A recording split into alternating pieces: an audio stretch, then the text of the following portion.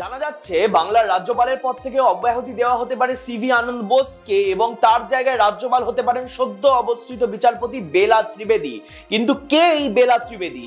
বেলা ত্রিবেদী বরাবরই বিজেপি ঘনিষ্ঠ বলে পরিচিত এবং তার ফেয়ারওয়েল বয়কট করেছে সুপ্রিম কোর্টের সব বার অ্যাসোসিয়েশনগুলি।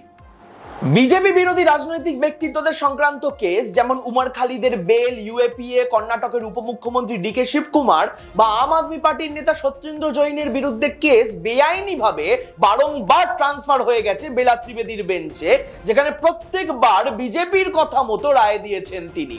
একের পর এক রাজনৈতিকভাবে সংবেদনশীল কেস রহস্যজনকভাবে ট্রান্সফার হয়েছে বেলা ত্রিবেদীর কাছে। এই রকম ব্যক্তিকে বাংলায় রাজ্যপাল করে পাঠাতে পারে বিজেপি সরকার, যার নিজের ক্রেডিবিলিটি ঠিক নেই। সেই বেলা ত্রিবেদী থাকতে পারেন কলকাতার রাজভবনে। এরকম আরো খবর নিয়ে ফিরবো আমি শুভম গাঙ্গুলি, আর আপনারা দেখতে থাকুন দৃষ্টিভঙ্গি।